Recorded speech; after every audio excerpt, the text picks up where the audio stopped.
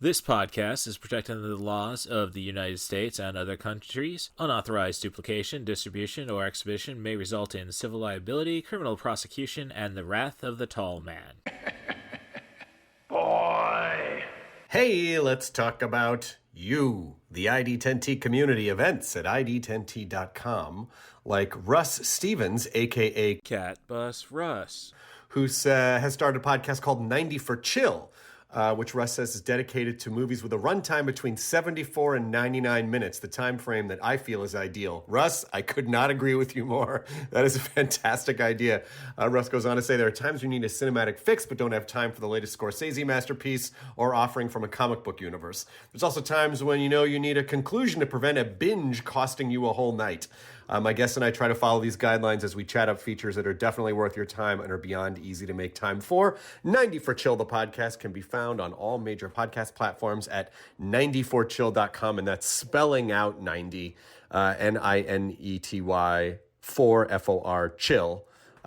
So there you go. Thank you so much for sharing, Russ. Really great idea for a podcast. Events at ID10T.com for everyone else. Little Hand says it's time to rock and roll. Bring the noise.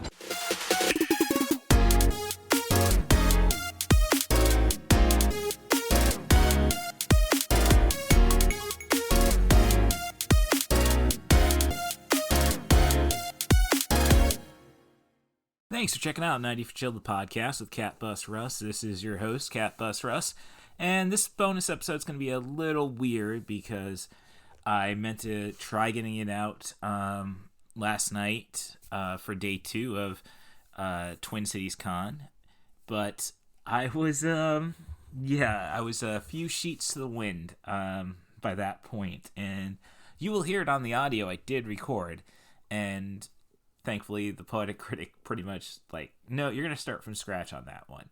So we did 2 takes, and I'm glad that at least I got a good overview of that, but I am very much sloshed during it. So just try not to take too much offense to it. I just hope you get some great you get to hear about some great stuff from it.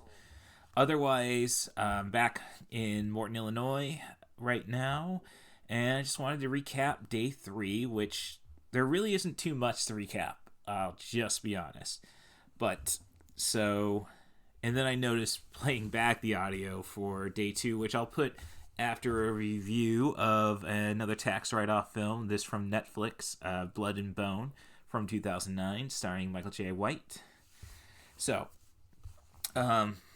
basically, listening to that audio, I realized I did not talk about the Has Been Hotel panel, which, gosh, I think they needed 2 couches, a love seat, another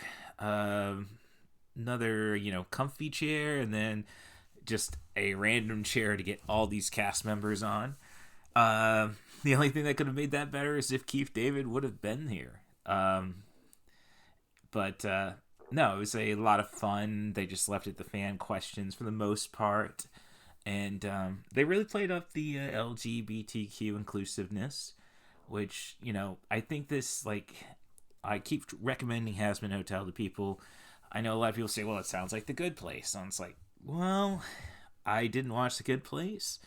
And sorry, Satanism is a little more interesting than Kirsten Bell.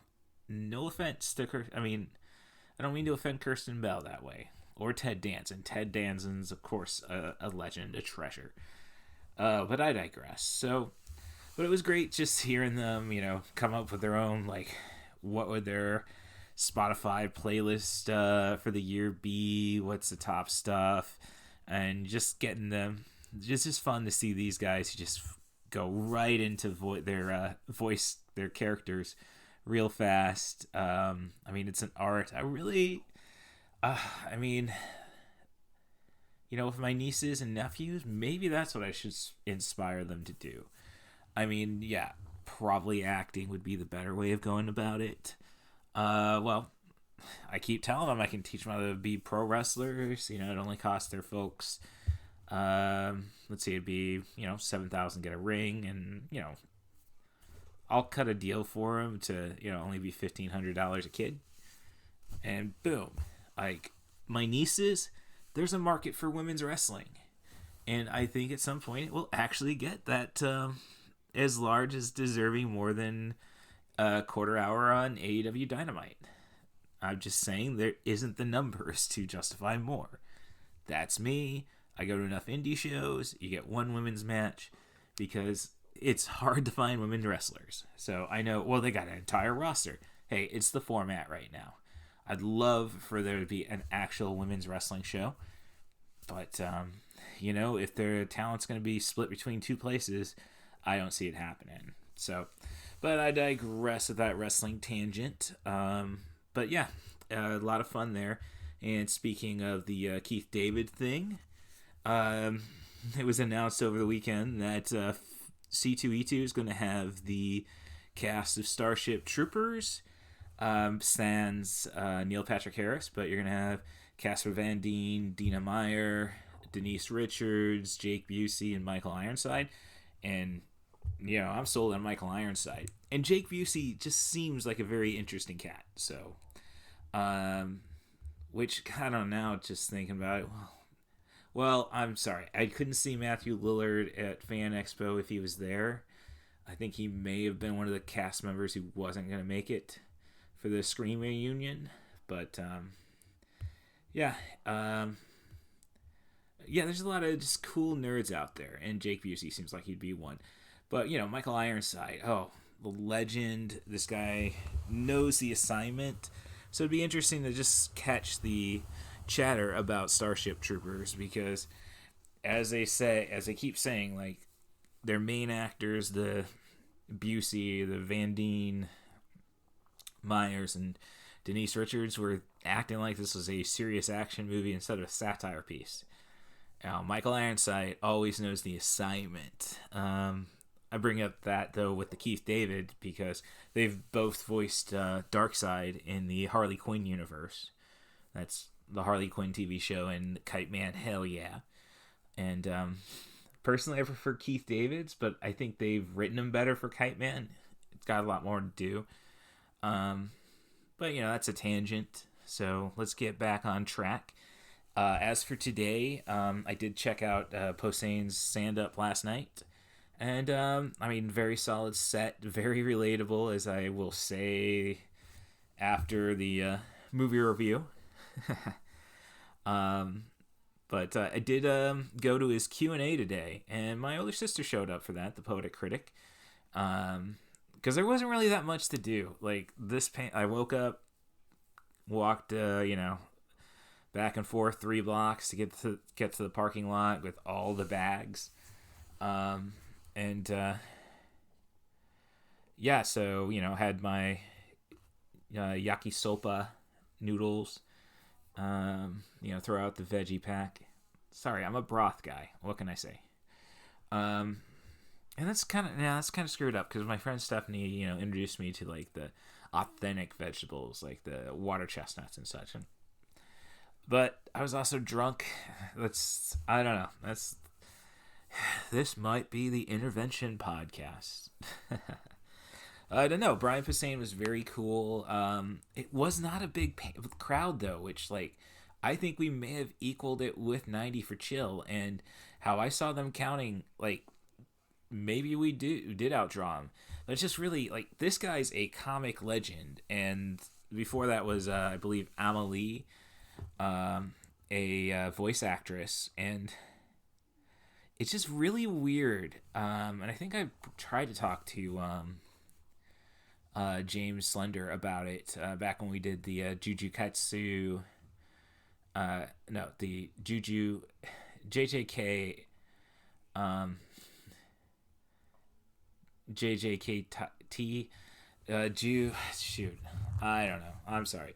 I thought about getting him the Ridge Wallet knockoff they have at $30. I ended up buying my Neon Genesis Evangelion one, the Ray in particular, nice blue. So I did that over Bulbasaur, which, granted, I did buy a Bulbasaur life counter.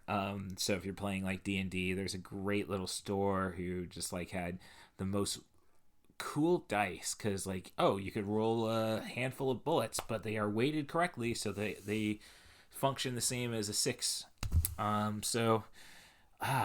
I probably have the business card for there somewhere, but that's a different bag in the car still. So, but yeah, so cool things like that. And no, I didn't really pay attention because there are a lot of people selling knockoff ridges. This is this season's or this year's Apple Watch bands, I suppose. I haven't seen them. I only saw them in 2019, and maybe the 2020 C2E2, but after that, gone. So Brian Posehn, really cool though. My older sister asked like people weren't lining up for questions. I get it. He's a comic, so it's like he'll make something funny out of anything. So, but my sister asked about how he's, what's it like being the voice for Comedy Central, and he was very honest. It's like I wanted to talk to him about copywriting because it was basically like that. Like, oh, no, you can't say it like that. You can use this word, though. What words can you can't use for bumpers? It's weird. And it's kind of like me back when I was a copywriter for the Walmart.com. And there I could not actually discuss sex when writing copy for definitely sex items, like condoms. I mean, Walmart people, those are the people who definitely need to know about protection. But I digress there. I asked him a question about so it was funny, like, they said, oh, and you've written comics. Like, he's writing stuff for Image right now. But, you might know him from his Deadpool run. And I was the only one who clapped. Like, that is a great Deadpool run where Deadpool kills all the dead presidents again. So it was cool there. I asked him, did you envy the Ryan Reynolds for getting to do actual F-bombs in his movies while, your comic book was restricted? Despite we both agreed the violence was there of equal level. And he said, no, not envious. But he brought up, like, but I was trying to work on getting a Deadpool movie made too. He said, he didn't know Ryan's involvement at that point, especially after 2009's X-Men Origins Wolverine. I have not seen it myself and do not plan to. Like, and anyhow, they corrected the timeline in Deadpool 2. Spoiler. We haven't done Deadpool 2 yet, Andrew, so just throwing it out there. So with that, but he was saying, oh, well, I say the F-bomb pretty well, so I think I could write it pretty well too. So, you saw my comedy last night. But he also brought up, like, the people he wanted for Deadpool were going to be, Bruce Campbell, basically just a fourth wall bending Ash Williams. And a really good one would have been Kurt Russell, in the vein of Big Trouble in Little China. It would not work just because that mullet would have to be lost, because of Deadpool's condition. But or maybe you could write around it. But no, he's a giant tumor, so yeah, I guess you couldn't. So yeah, that was interesting. They talked metal music. It was him and the host eventually just going on, metal and.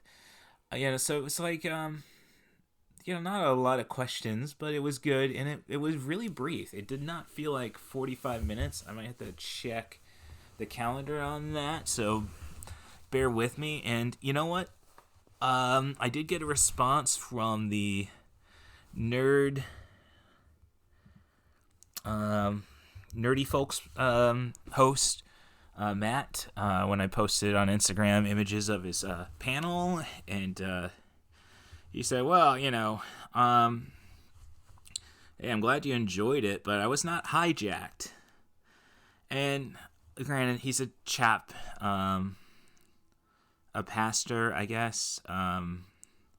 So yeah, he, might be a little more tolerant to listening to the audience, but it is fun to know that, lay your equipment on soft materials so you can get better sound. And, just putting this on the Afghan in my parents' house, and we're going from there. So always opportunity to learn, I suppose. Yeah, and I wanted more of that. That's all I wanted. I wanted to hear the entire assignment. As I said in my post on Instagram at CatBusRuss, come on, guys. This is, Yoda said it best. You must unlearn what you have learned. And he said it in straight English, not, unlearn what you've learned, you must. So something like that. So, yeah, the chat with Brian Brzane, yeah, they said 45 minutes. Did not feel like it. So, after that, there was not much left in the, at least, it was a big anime crowd, and that's becoming the bigger thing, and I think it was a big gaming day.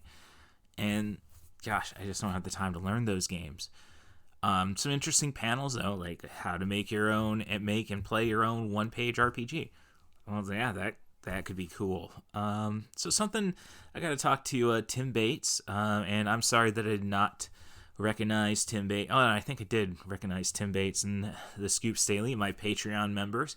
For $3, you can get that shout out every episode while you subscribe. You're helping the cat, Ava the Queen Kitty, with at least 3 tins of cat food, or you're at least energizing me with an energy drink once a month to get through my 50-hour work weeks and recording this podcast. And you do get a sticker. And, I'll be giving Tim and Scoop, well, if I can find Scoop Staley, the Minnesota badges, which, very popular, because, you know what? You're at a nerd convention. If you don't dig crazy flicks, if you're not proud to say I dig crazy flicks, what are you doing? So I got the merchandising down, I think. So just got to come up with some better at least one more tea idea. And, we're there.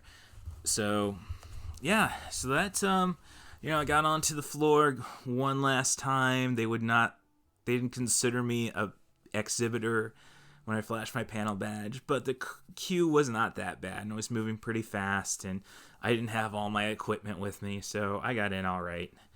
But yeah, I went to check out the Nerdy Knitter, see if they had any video games Allie was familiar with. I'll just have to, tell her go to the website, and I'll pass the card along. But I did get her a t-shirt that says Orange Cat Energy, and you just have a freaked out orange cat on it. She just loves those little fur balls. Imagine if, oh gosh, no, I don't want to think about it. Well, this orange cat is awesome, but I think it could use one less ear. Skimbleshanks represent. So, and I also bought myself a neon sign, $70, on tax, since I charged it. But it was for just neon tubing, looked like the Blockbuster logo. And now I stop and think, it's not too far removed from a place I work at currently, but yeah. So great stuff. Still had fun. Made great time coming back. Really, I think I did it in just over 7 hours. Had to fill up at I-80, the world's largest truck stop. I didn't realize it was right outside of Davenport on the other side. I never had to go beyond too deep into Davenport when I was training with Danny Daniels. So, but honestly, it was just kind of like a little nutty that, like, oh, I'm passing through Iowa City. Yeah, this is where I trained, under Dan Gable for 2 summers. Okay, a week apiece per summer, but you know what I mean. Like, I got quite the amateur coaching lineage. The 2 gold medal Peterson brothers, Tom Brand, his bronze winning brother, Terry, and of course Dan Gable. Like, I think I'm pretty cool. So yeah, that was I think Rory would have probably enjoyed a little more time at the I-80, but hey, we got to get home. So, but and I will say this: Minnesota drivers are way too polite and follow the rules. Like, come on, let's push it. It says 70. Like, So we should be going 80, right? Oh, but I digress. So I did all my formalities. I guess I do have some formalities before I get to the movie. And that is, if you want to be a guest on 90 for Chill the podcast, send an email to rustthebus07@gmail.com. That's RUSSTHEBUS07@gmail.com. Offer me a theme, a director, an actor, a movie, and try to focus on sub 100-minute material. But I have a strategy to make anything work. So if you want to talk about the Batman, and hey, let's face it, I might want to watch the Penguin. I'm happy to try it. You just might have to do a little extra work besides the Batman. With that, then, you could also contact me on my socials. That's at CatBusRuss on Blue Sky, at CatBusRuss on Instagram and Threads, and at Russ Stevens at Mastodon.social on Mastodon. So I think, yeah, and I've already plugged the Patreon. I may not have mentioned the address for that, the URL. The web address is patreon.com/idigcrazyflicks. So thanks for checking out the show, and let's get on to that movie review, and I'll have all the other formalities after that. Your cable TV is experiencing difficulties. Please do not panic. Resist the temptation to read or talk to loved ones. Do not attempt sexual relations, as years of TV radiation have left your genitals withered and useless.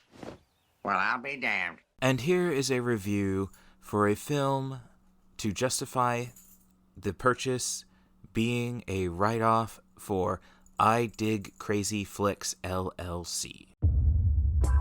After 5 years inside, Isaiah Bone is ready to start a new life. I have rules. No gangsters, no guns. This may not be the type of place that you're looking for. This seems like just the kind of place I'm looking for. So what's your name? Call me Bone. But a vicious crime lord is bringing terror to the streets, and he is the only one who can step up to bring him down. There's a new kid in town.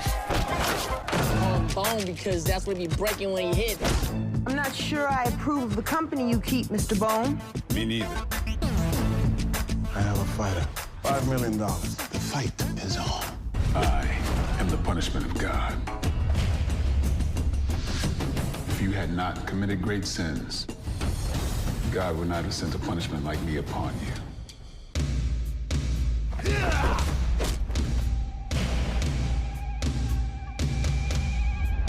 Time to pay off. Never said I would fight. You are in that fight, or somebody's gonna be dead.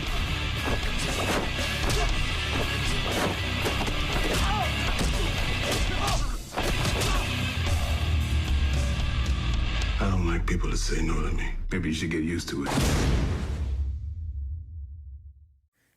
Up late again to justify a subscription service, this case Netflix, and I decided to watch Blood and Bone, a Michael Jai White movie, and I would say it's basically Lionheart if Lionheart was a badass. So it doesn't have the hero's journey per se, but it's a similar story. Bone gets out of prison and is out to settle the score or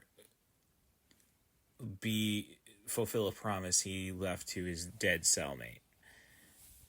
And this involves going through the Los Angeles street fighting scene. And of course he gets so big that an underworld boss wants to create a super fight involving a consortium led by Julian Sands. So that's probably the biggest name. Gina Carano's in it.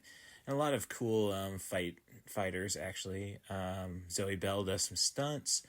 And you also have Kimbo Slice. So it's just, I think I heard good things about it from my coworkers back when I was in a call center, two of which were also part of the new Next Generation Wrestling promotion in Peoria that I started out with. So, and as I say, the fights are excellent. I mean, it's almost like Michael Jai White kind of wants to be the Bruce Lee, somebody who's just untouchable. And there's a few moments where it's like, oh, he might be in danger, but otherwise he is the uber badass. And, he's very cool about it, and he's paid his dues, be it to David Carradine in Kill Bill or Jean-Claude Van Damme in Universal Soldier. And never mind, his first movie was The Toxic Avenger 2. So, it's good on him. I really like what he's done with his career, especially Black Dynamite. I also have a comedy of his purchased, which is a really long one, but, I mean, come on. You get to see him go against, what was his name? Shoot. Well,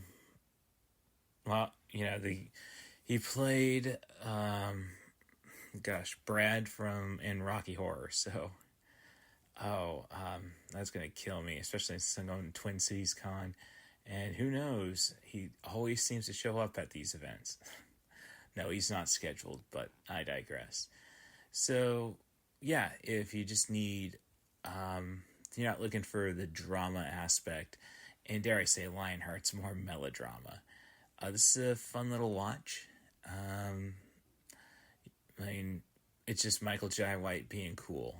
So, yeah, it's not as deep as Van Damme movies, but, the action and the technique, again, it's very Bruce Lee-esque, and I just found it to be a load of fun.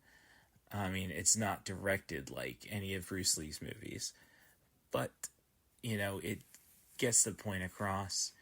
And Kill the Language, I think you might have a PG-13 movie. So, if your kids watch this on cable TV at some point, yes, I know, cable TV, I don't think you can really be too offended, except by the finale, which goes back to my screenplay for Main Event of the Dead, written about a year after this movie, where, I couldn't just have a shark kill somebody a la Deep Blue Sea.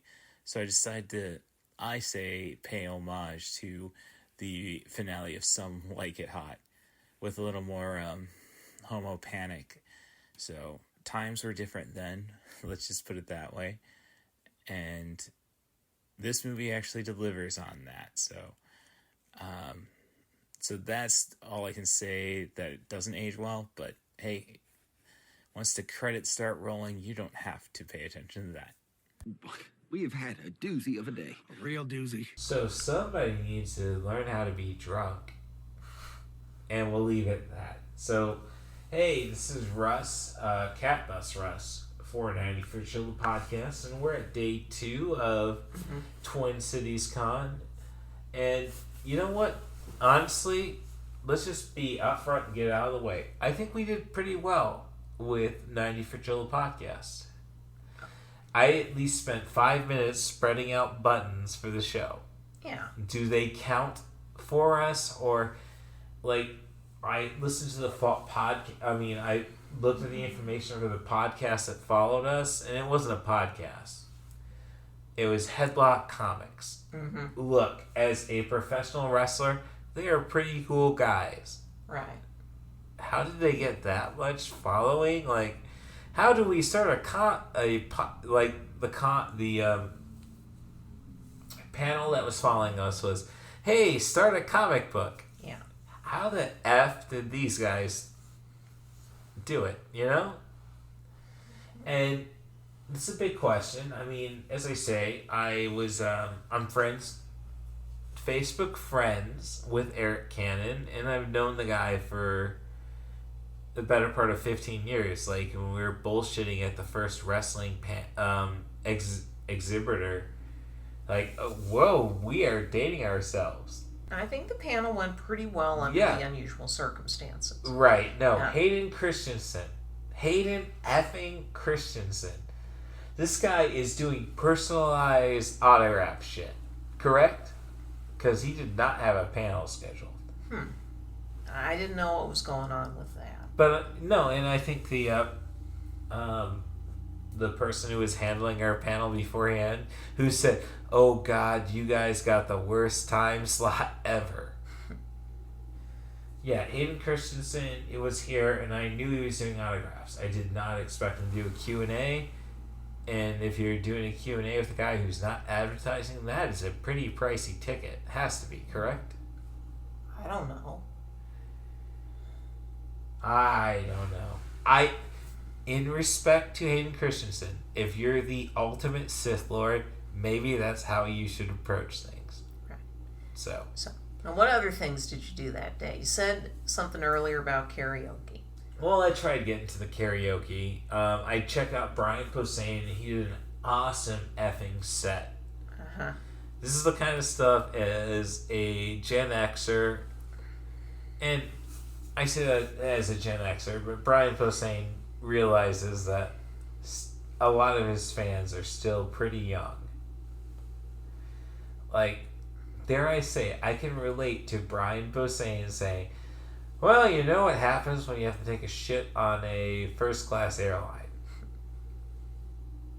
And it's like, no, I don't, but it's not like I haven't had emergencies at home.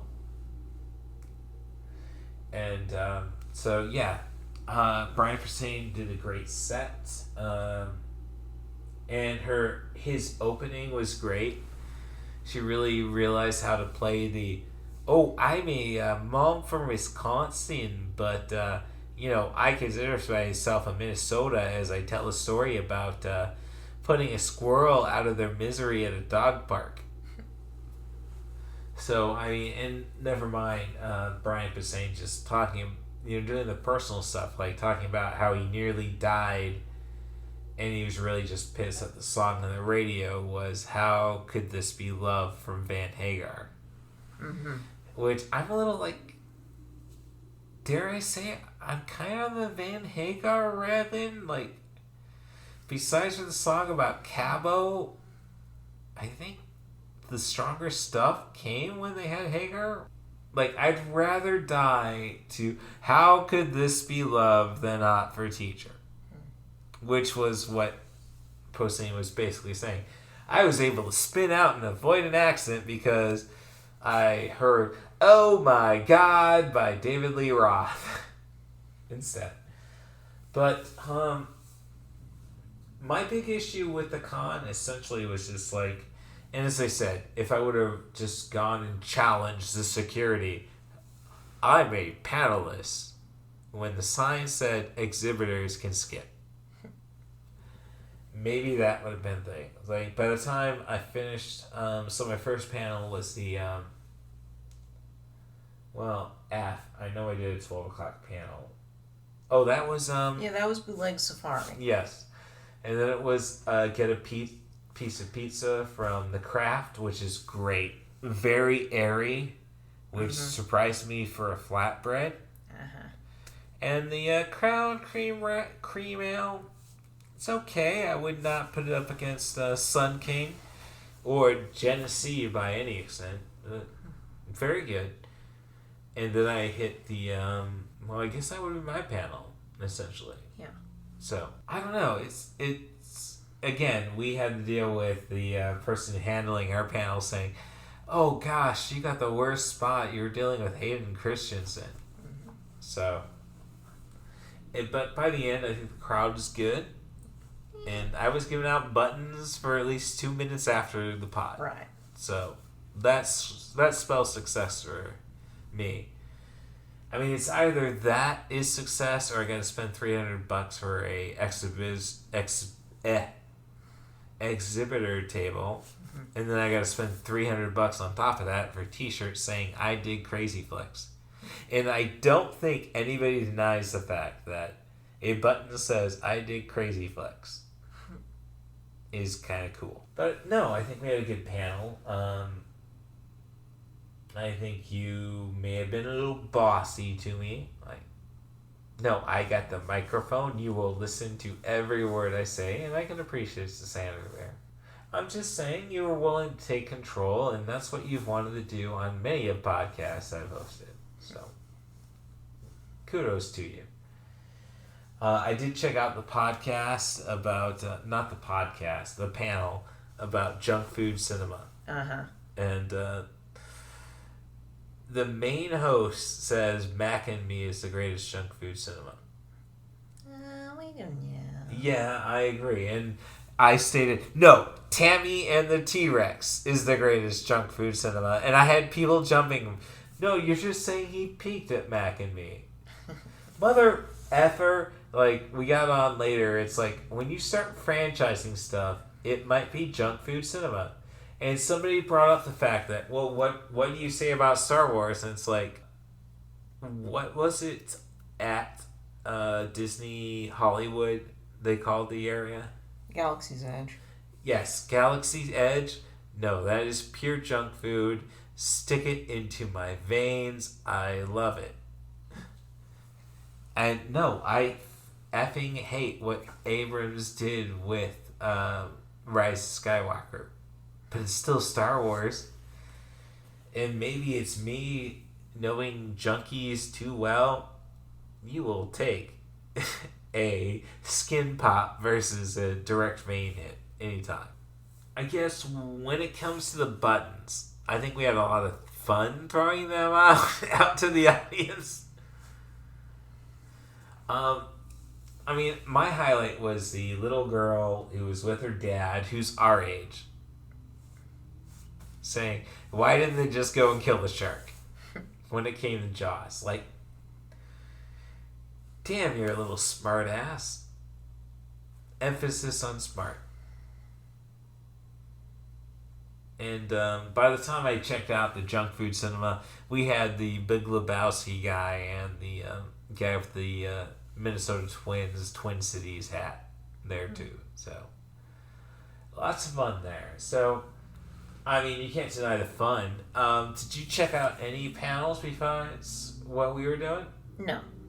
I went to Bootleg Safari, but I wanted to, spend the day with friends. Well, that's cool.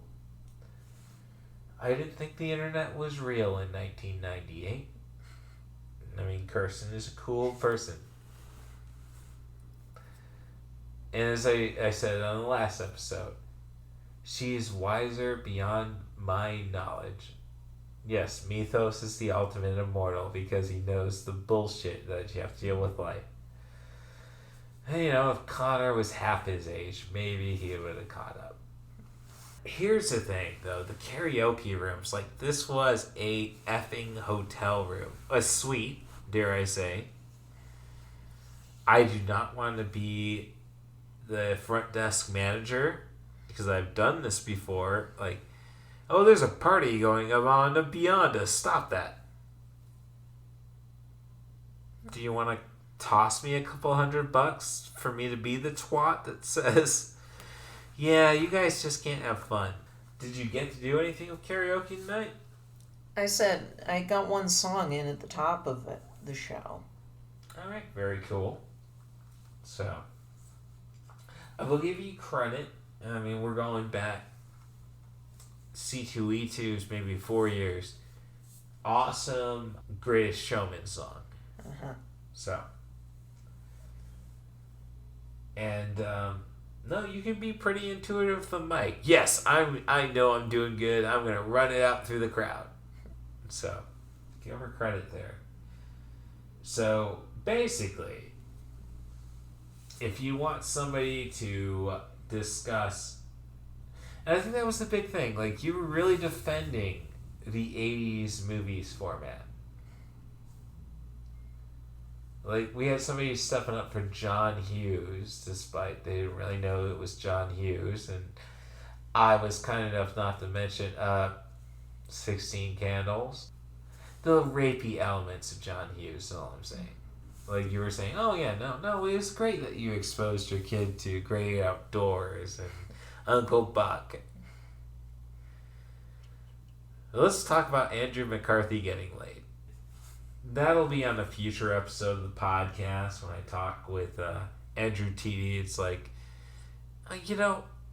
can we really hate Andrew McCarthy for getting drunk? I mean, at least I hope he's drunk.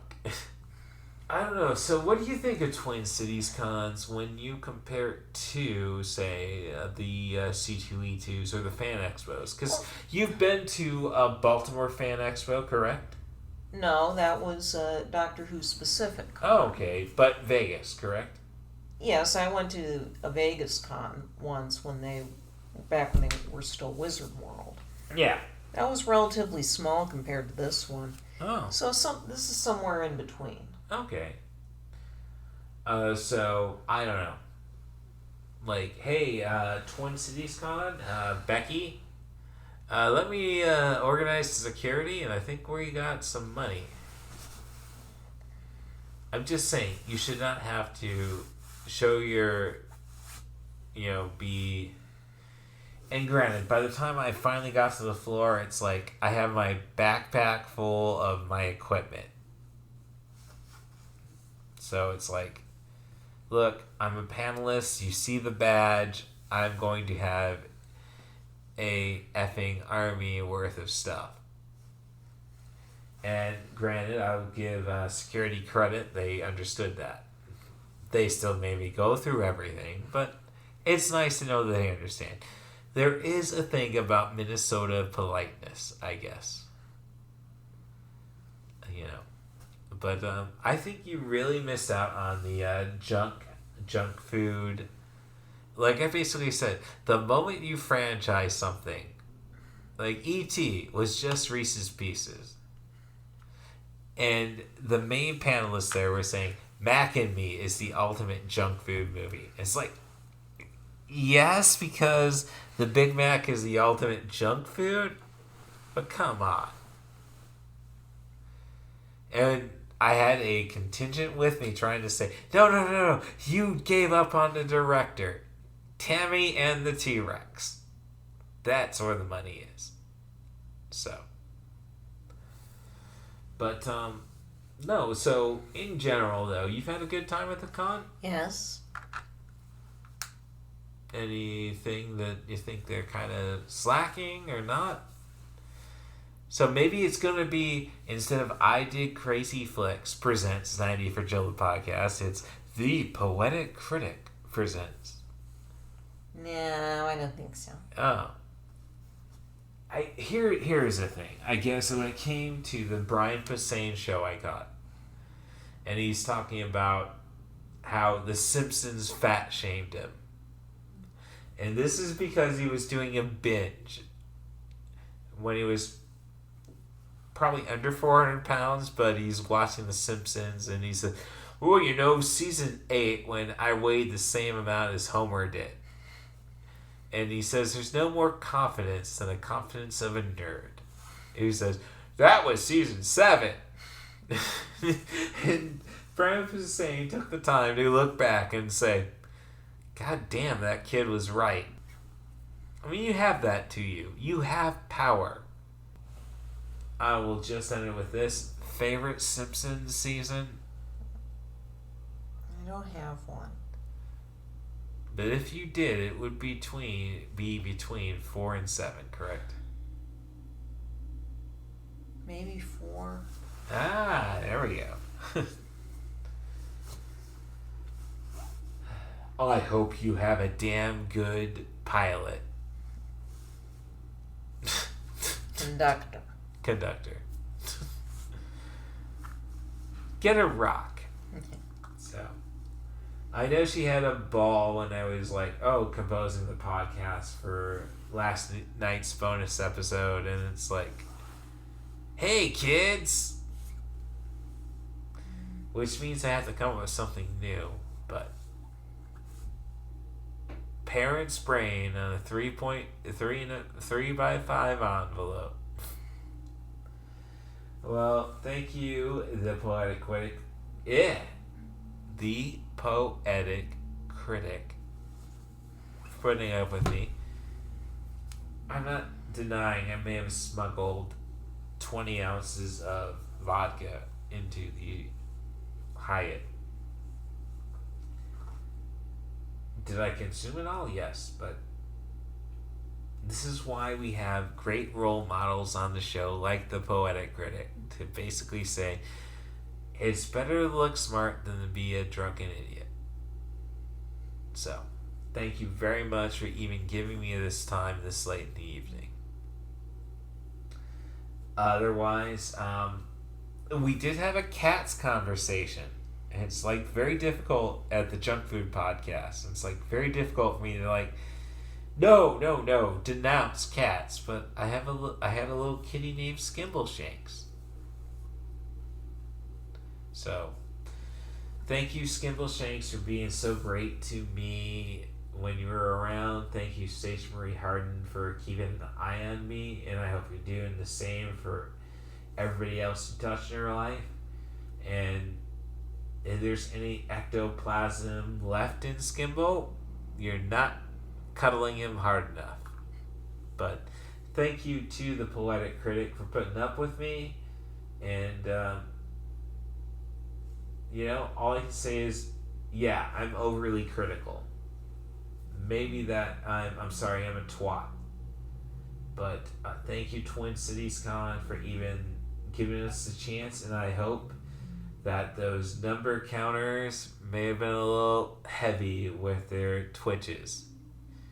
Because I think we started with 3 panelists, or 3 guests, and we may have ended up with 12. But did those other 9 count? That is the world of being the convention. So that's just a heads up for the rest of the aspiring podcasters and panelists. The point of the matter is, if you have somebody nerdy like the Poetic Critic, you can kind of fake it. And thank you for that. Can I hear a wahoo?